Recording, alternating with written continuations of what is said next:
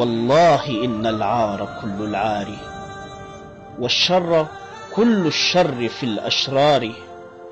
إذ أنصفت أصوات مصر منابر، وتطففت أخرى بلا مقدار.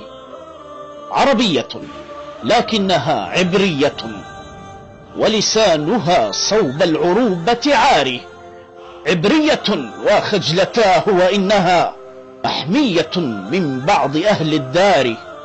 عبرية آلت على ربانها أن يحجب المكشوف بالأستار. عبرية مملوءة حقدا، وقد لفت على عوراتها بإزار.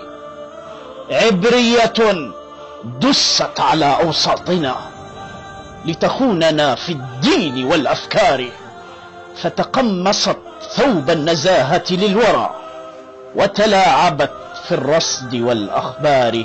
عبرية مغرورة، وغرورها يهوي بها من أعين النظار. عبرية تبتاع كل مطبل ومزمر بالجاه والدينار. قد حملوا بين الجموع أمانة، لكنهم في الحمل مثل حمار.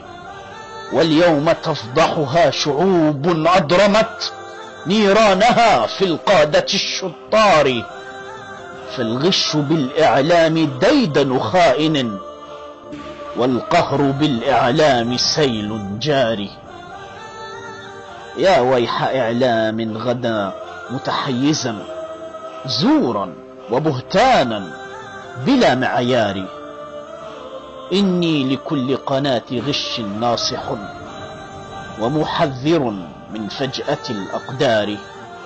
إني لكل قناة غش ناصح، ومحذر من فجأة الأقدار.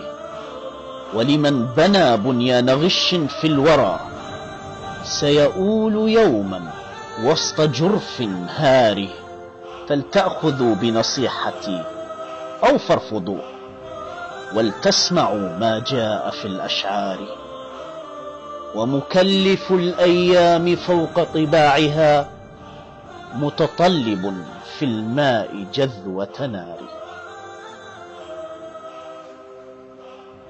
ولكن سيد الكريم، أريد إجابة صريحة. محسن العواقي يوافق على المشاركة في قناة إسرائيلية لكشف المؤامرة الصهيونية كما أشرت؟ مثل ما وافق محسن العواقي على المشاركة في قناة العربية التي انحازت انحيازا غير مقبول ضد رغبات الشعوب في العدوان على غزة إلى صف العدو الصهيوني، وكانت بعض القنوات الصهيونية أكثر إنصافا منها، فإن محسن العواقي لا يمانع أن يشارك في قناة صهيونية أو إسرائيلية لديها من الموضوعية والأمن والأمان شريطة ألا يكون ذلك لا تطبيع ولا تمييع القضايا. وأن يؤكد على حق الأمة الإسلامية في تحرير كافة الأراضي المحتلة من قبل الصهاينة.